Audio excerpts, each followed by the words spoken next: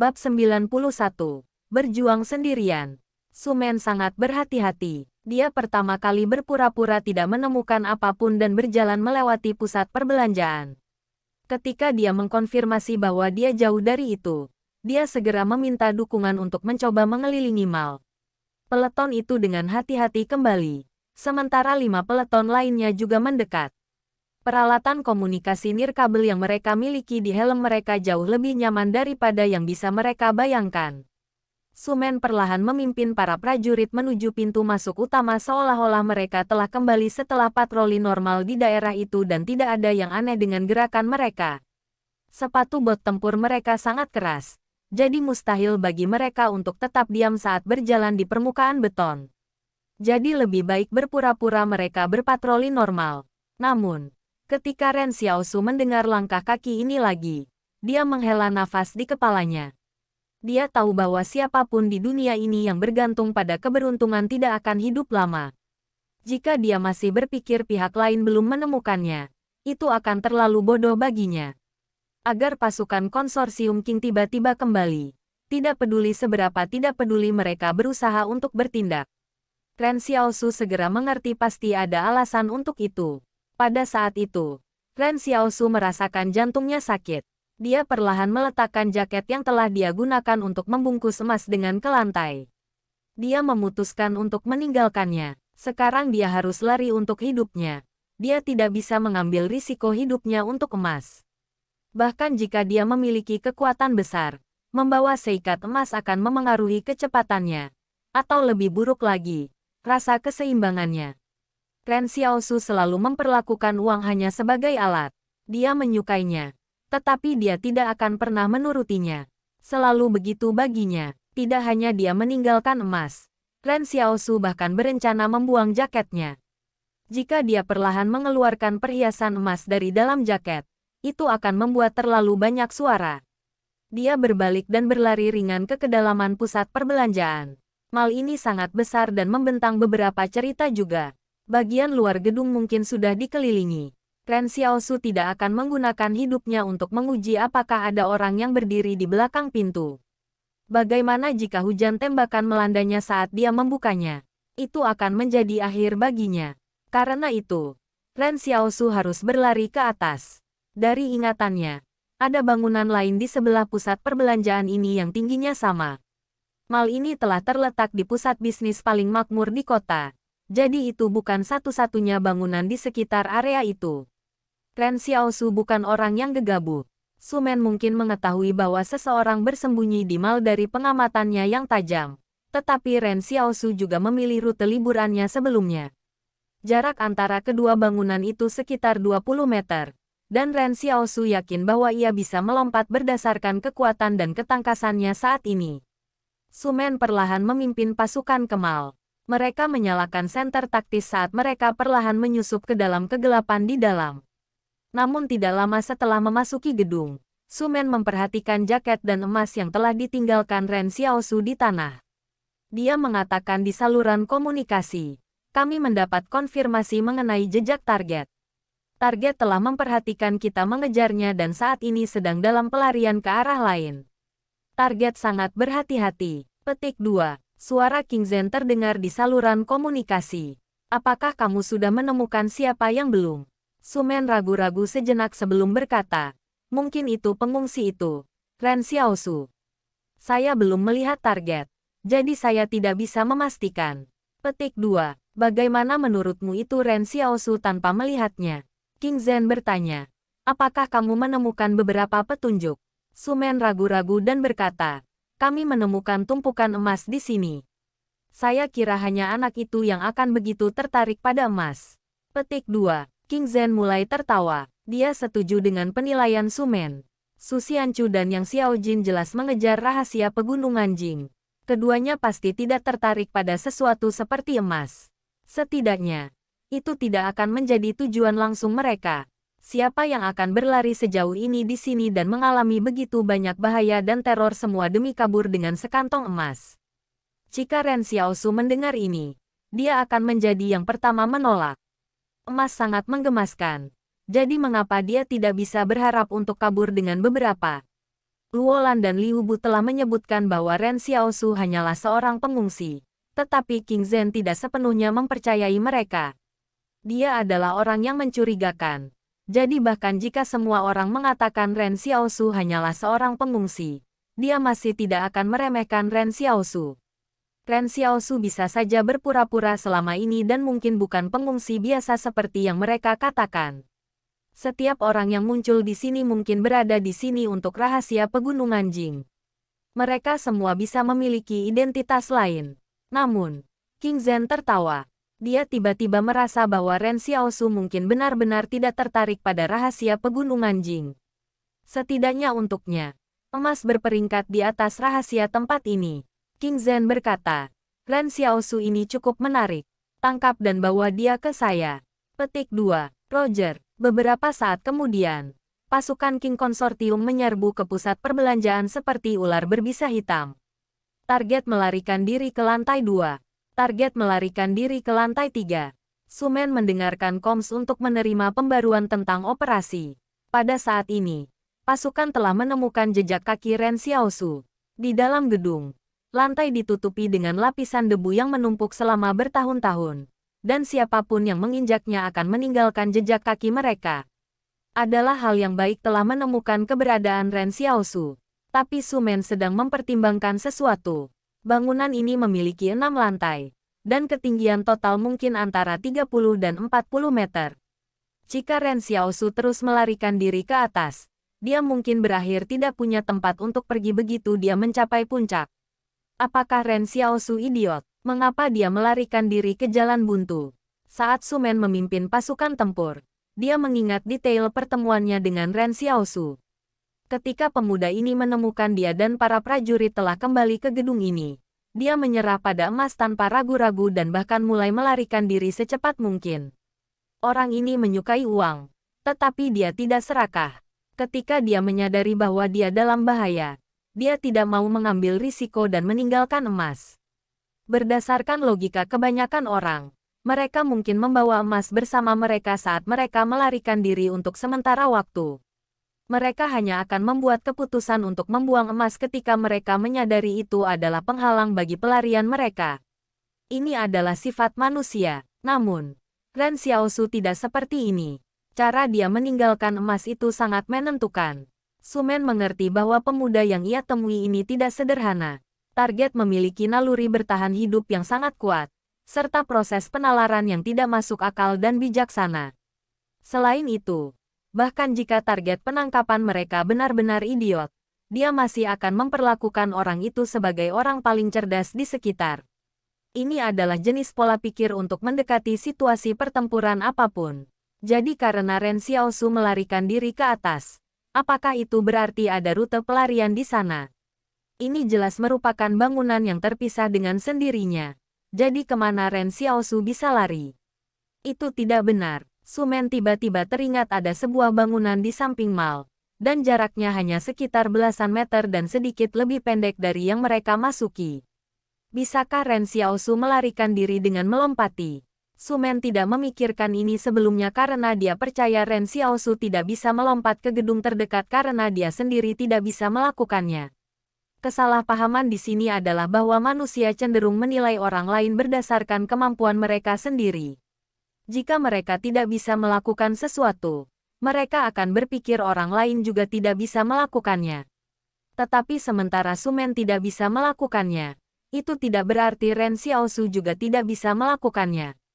Sumen berkata dengan keras di saluran komunikasi. Di luar peleton, pergi dan kunci bangunan yang berdekatan. Babak 92, niat diungkapkan. Pembunuhan tengah malam. Mengitari gedung yang berdekatan sekarang mungkin sudah terlambat.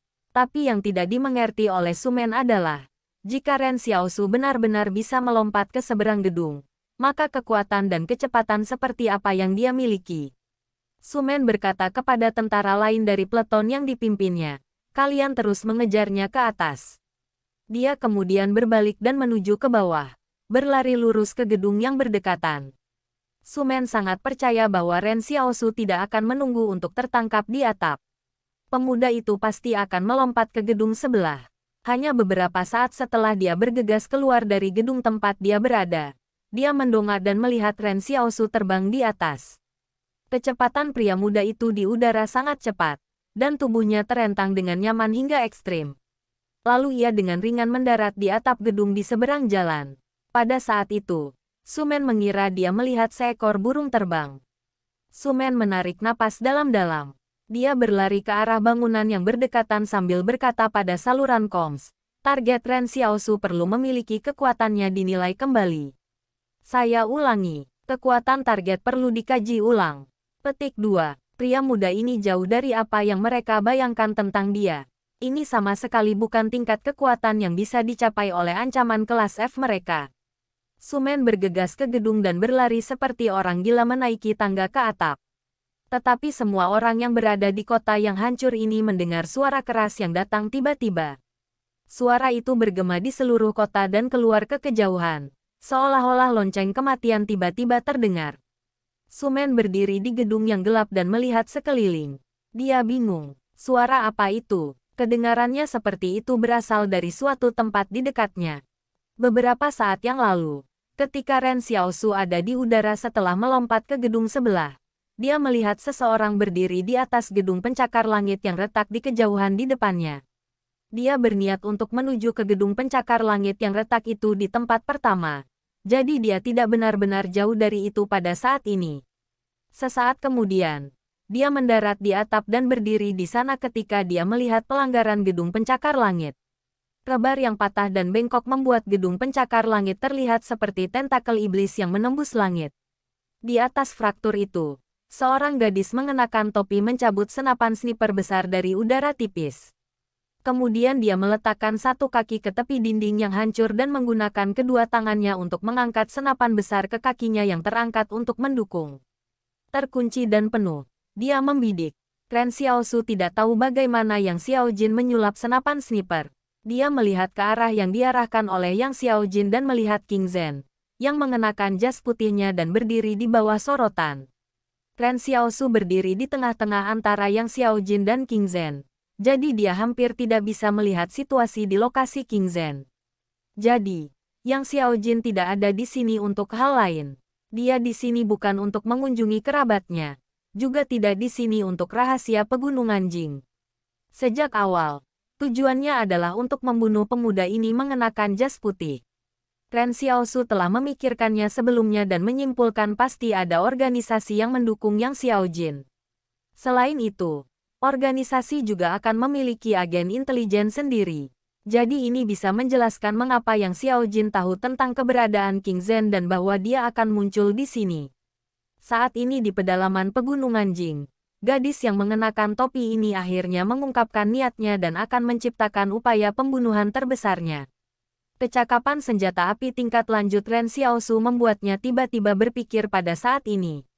Dia melihat ke arah pemuda yang mengenakan setelan itu dan mempertimbangkan banyak faktor yang mempengaruhi tembakan jarak jauh pada target. Jarak antara Yang Xiaojin dan pria muda yang mengenakan setelan itu adalah pada titik di mana penembak harus mempertimbangkan kompensasi untuk rotasi bumi. Jika tidak ada titik referensi, bagaimana seharusnya pengambilan gambar dilakukan?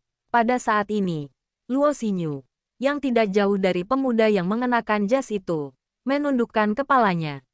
Rambutnya yang panjang tergerai di depannya dan tertiup angin sepoi-sepoi. Ketika angin berhenti bertiup, rambut Luo Xinyu juga akan berhenti bergerak. Ren Xiaosu menyadari bahwa saat itu adalah sekarang. Pada suatu saat, Luo Xinyu telah membebaskan dirinya dari belenggu di tangannya. Dia mengeluarkan belati hitam dari rambutnya yang lebat dan menusukkannya ke pengawal di samping King Zhen. Tetapi pengawal itu tidak mundur. Sebaliknya, cahaya putih mulai bersinar di tangannya saat dia menyihir dua benda seperti kipas dan mengarahkannya ke Luo Xinyu dengan niat membunuh. Di samping mereka, Liu Bu tercengang kaget. Dia tidak pernah bisa mengharapkan Luo Xinyu yang dia tahu tiba-tiba menjadi seperti dia adalah orang lain. Kemana perginya Luo Xinyu yang lembut dan rapuh itu? Apakah ini orang lain yang meniru dia? Belati yang dipegang Luo Xinyu tampak seperti sebuah karya seni. Tetapi di tangannya yang ramping, belati itu entah bagaimana tampaknya dipenuhi dengan begitu banyak kekuatan. Ketika pasukan tempur di sekitar mereka melihat perkembangan ini, mereka mengangkat senjata dan membidik Luo Xinyu. Jika pengawal King Zhen tidak bisa melawannya, mereka akan menembakkan senjata mereka di jalur Luo Xinyu untuk mencegahnya membunuh King Zhen. Tapi Luo Xinyu tidak akan membunuh siapapun. Dia rupanya melakukan ini untuk memberi Yang Xiaojin pembukaan. Baik itu pengawal King Zhen atau pasukan itu. Tidak ada dari mereka yang mengharapkan upaya pembunuhan datang dari puncak gedung pencakar langit yang jauh. Luo Xinyu hanya pura-pura menyerang sebelum mundur. Hampir seketika, dia melangkah kembali ke selubung bayangan di gedung di belakangnya dan menghilang. Seolah-olah pintu yang dibukanya dalam kafan bayangan membuatnya bisa melintasi ruang waktu. Itu adalah kekuatan Luo Xinyu. Mungkin bahkan Ren Xiaosu tidak berharap makhluk gaib lainnya disembunyikan di tim mereka. Lebih jauh lagi, itu bahkan orang yang aktingnya adalah yang terbaik. Pergantian peristiwa ini membuat semua orang kewalahan. Tetapi pada saat ini, King Zhen berputar dan melihat bagian atas gedung pencakar langit. Dia bisa merasakan sakit yang tajam di pelipisnya. Dengan tarikan pelatuknya, moncong kilat dari senapan sniper Yang Xiaojin seperti naga api yang bernafas dalam gelap malam yang tiba-tiba membawa pertumpahan darah. Pengawal itu memperhatikan kilat moncong di penglihatan tepi dan segera menyerah mengejar Luo Xinyu untuk kembali ke sisi King Zhen. Tugas seorang pengawal adalah melindungi daripada membunuh musuh. Pengawal itu meraung marah. Penembak jitu. Jarak antara Yang Xiaojin dan King Zhen memungkinkan pengawal untuk bereaksi dalam waktu. Meskipun peluru itu cepat, itu semua relatif. Dengan jarak yang diperpanjang, sebuah peluru yang dimaksudkan untuk membunuh masih harus melakukan perjalanan melintasi udara malam yang lebat. Pengawal itu melemparkan tubuhnya sendiri di depan King Zhen untuk melindunginya. Dengan dua kipas tangan bercahaya yang terbuat dari cahaya putih diulurkan di depan dadanya. Dia bisa saja mencoba mendorong King Zhen ke samping. Tetapi King Zhen hanya orang biasa. Jadi itu akan terlalu lambat. Waktu terhenti. Peluru senapan sniper yang merupakan panjang tangan merobek udara dunia ini. Energi dari putarannya mendistorsi udara di sekitarnya saat menembus langit malam. Sorotan menerangi area di sekitar King Zhen seperti panggung. Sementara itu, peluru itu tampaknya menembus celah cahaya ketika tiba di atas panggung setelah menempuh jarak 1000 meter. Dengan tumbukan keras, peluru yang berputar menghantam kipas putih yang berpendar dengan kekuatan besar.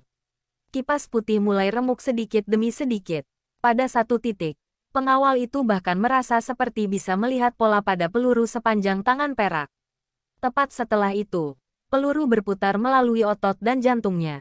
Itu terus melewatinya saat keluar dari luka dengan cipratan darah. Peluru yang telah menempuh jarak lebih dari 1000 meter ini memiliki kemampuan luar biasa untuk menembus kekuatan dan tubuh makhluk gaib ini sebelum akhirnya jatuh ke tanah. Kedua penggemar kulit putih itu sangat tangguh, tetapi mereka masih tidak dapat menghentikan kematian. Darah itu terbang di udara dan berhamburan ke jas putih King Zhen, mewarnainya merah. Bintik-bintik darah pada jas putih membuatnya tampak seperti bunga prem yang baru saja mekar di hutan musim dingin. Tetapi bahkan pada saat ini, King Zhen masih terlihat setenang biasanya. Seolah-olah peluru itu tidak datang untuknya sejak awal. Sayang sekali, kata King Zhen dan menghela nafas. Orang-orang di sampingnya tidak tahu apa yang dia maksud.